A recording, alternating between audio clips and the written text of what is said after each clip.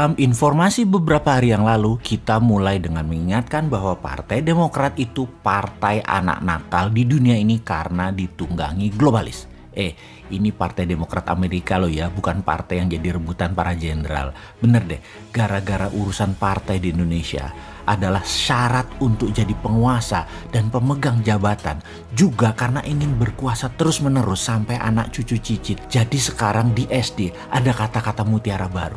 2 jenderal bertarung, mayor mati di tengahnya. 2 jenderal tersebut, yang satu pejabat dengan posisinya diancam dalam tanda petik, yang satu lagi jenderal mantan presiden yang harus belajar lagi bernegara, karena di banyak negara mantan pejabat harusnya tidak cawe-cawe sama pejabat baru. Di sisi lain, pejabat yang menjabat tidak cawe-cawe dosa masa lalu pejabat tersebut. Ini dua-duanya harus belajar. George Bush ya misalnya, sebel bener sama Obama. Selama 8 tahun Obama menjabat, Bush bunyi juga enggak. Sekarang Biden berkuasa, Trump mantannya bunyi juga enggak. Padahal bajingannya Partai Demokrat berkuasa yang di belakangnya globalis mulai perang lagi, di mana Trump dan Republikan dulu nggak ada perang. Drone mulai menembak ke Aramco punya kilang minyak. Niatnya apa? Niatnya adalah minyak mentah $100.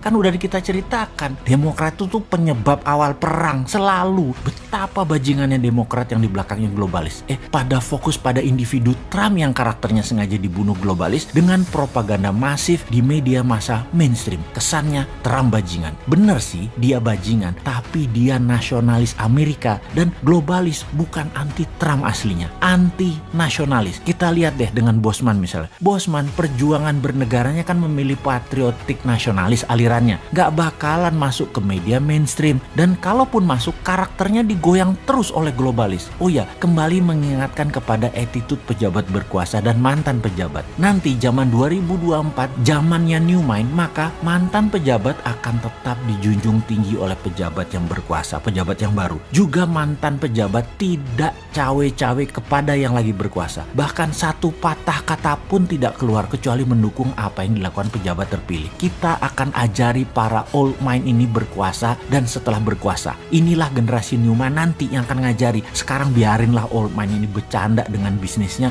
bercanda dengan berkuasanya. Kalau yang sekarang sekali lagi, biarin aja mereka nggak ada etika, nggak punya kebijakan yang solid, yang tidak gonta-ganti dalam sesaat. Kebijakan itu harusnya solid. Pejabatnya pinter main kata-kata yang sekarang ini, sementara oposisinya pada mandul kreativitas. Ya memang mereka berdua ya old mind. Jadi akan ada arus besar di tahun 2024. New mind versus old mind, bukan incumbent versus oposisi. Incumbent versus oposisi itu old mind dua-duanya. New mind masih sedikit di tahun 2021. Namun di tahun 2022 pasti akan menguasai pemahaman bernegara kaum digital. Di tahun 2024 mereka yang generasi milenial dan generasi Z menguasai 65% voting right, hak pilih. Inilah generasi digital. Gak bisa dimainkan lagi pakai media mainstream. Jadi kita buktikan bahwa old mind sekarang berkuasa pasti gak bisa paham dan akan gelegepan ketika BBM harganya mendekati $100 per barel yang dimainkan globalis. Sementara New Mind sudah tahu, ini dibuka informasinya oleh New Mind, BBM bakal ke arah $100